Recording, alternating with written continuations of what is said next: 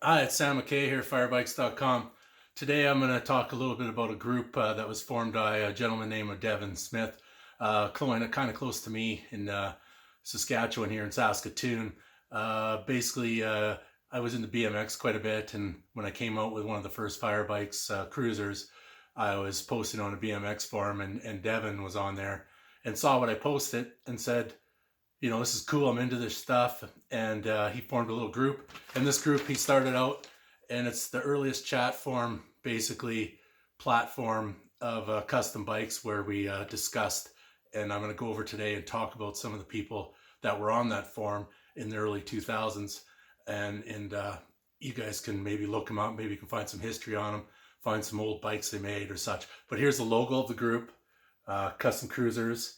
Still got the logo kicking around, and a guy named JC Animal did this logo, and unfortunately he passed away a few years back, and he actually did the first Firebikes shirts as well. So rest in peace to that. He's a good friend. And so anyhow, Devin started this group, and it actually kind of took off. I don't know how I found it, or maybe he let me know, but in this group, that's where I met John Brain. And John and Brain and I, we started communicating and talking, and everyone kind of knows who John Brain is. So I'll talk another day about John. But anyhow, today I'd like to bring up just some of those little interesting things that happened in this group. It was kind of every Sunday night. We kind of had a rule, okay, between this time we'd all go on, and there was just a small pack of us, and we'd get in there and talk, about bikes and show our pictures. And it was a really good outlet because there's nothing at the time. There wasn't the big social media thing today and the Instagram and, all that jazzy stuff. So this is all it was, getting online, tapping and chatting. And there's some guys that I'm just going to talk about a little bit here.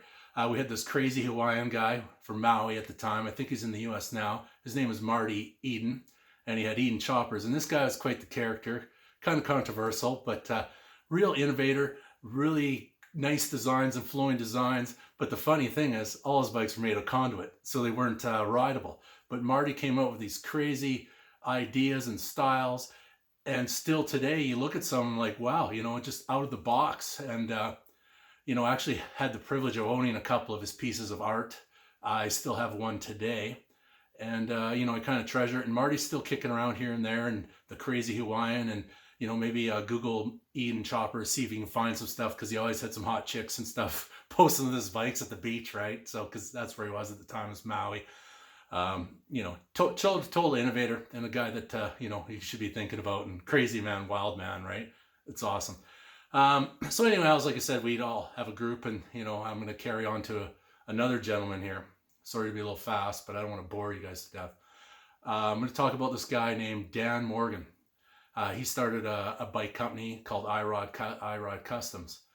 And if you look over my shoulder between the red and green bike, there's a bike there that he designed and built, and I treasure. It's in a crate here behind me, and it was ahead of its time. Its styles and just the quality and craftsmanship was just phenomenal, and there's nothing like what he did. And unfortunately, he's not doing this kind of thing anymore due to an injury and such. But he's definitely a guy. If you can, I don't know if you can find him on the internet.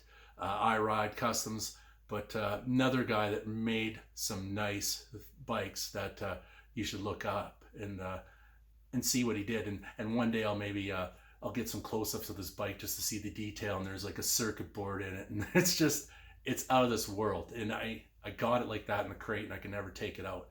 It's just the way I had it. And then there's a Canadian. I'm going to talk about a fellow Canadian, another Canadian. There's John, and then there's Rob Lalonde. And he came with this bike in the early, 2003. And, when they only had like 20-inch wheels and stuff like that, no one's making a 24-inch wheel or, wide tires. This is predating all these wide tire bikes that, slowly came in around 2004.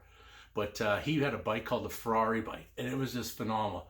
Totally cool. Tons of publicity. He was great at marketing, and I actually owned one of his bikes later on in life, and I got rid of it. But the style and everything was just amazing, and it's a really nice thing that a guy should take a look at. If you can find the Ferrari bike, it's another kind of piece of early 2000 2003 to 2004 history, and it's something that should be looked at and sought after. And I should have been a little bit more prepared and had some pictures of this, but I've had trouble even finding some of this stuff, and I'm just taking it out of the top of my mind right now, just to let you guys know. And so, like I said, we all get in this group, though. That's basically what I was buying. There's some other people too, and if I left you out, don't feel hurt about it. I'm gonna get to you guys, trust me.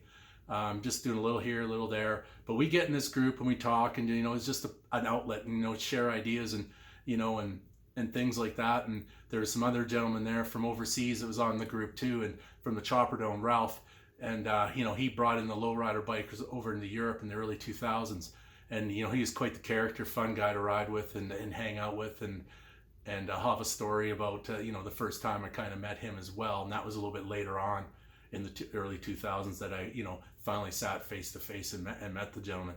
But he was a pretty big influence over in Europe, and pretty much what we have today for the bike cruises and that. I would say that I'll throw OBC out there as they're following what Ralph kind of did overseas, and they took it to a good level. They did a great job, but without Ralph, and his events and things like that, we may not have what we have today. The gathering and all the the general interest and love of these bikes, and it's good to see. And I would say Ralph was a true trailblazer, an innovator, and he wasn't a bike builder, but he's a good businessman, and he made events fun. He was a good event organizer. And maybe one day Ralph will be firing up something again in Europe, and a bike event. And if he does, it's not like a day event. It's like some serious riding, good time. And if a guy ever gets it going, I'm definitely going to show up and hit one of his rides up again, because it was phenomenal, and it was great memories. And you meet lots of people, and that's where today you're meeting everybody. But anyhow, so just remember this group. Devin Smith started. It's one of the first early chat groups about custom cruisers. So that was kind of my lesson today. I just want to talk a little bit about it. And next time I'm going to cover another group that started up in 2004. And there's a couple bike clubs as well that were around this time too, that have long just broke up and they're gone. But I'm going to bring them up into play too next here. And I'm just going to give you a little year by year kind of play of where we got to where we are today. And I hope you enjoyed this video. If there's anything you want to see or hear, or you want to just say I'm doing all right, let me know. I'm trying. Keep on riding, keep on building. It's nice to see everyone building, using their imagination. And it's crazy to see where it's gone from the early 2000s to where we're at today, and the quality. There was some guys that made some really nice quality back in the early 2000s that, if you guys seen their work, like I said, the bike behind me, it's phenomenal. But anyhow, take care, over and out. And next week, tune in. I'm going to talk about 2004. Bye.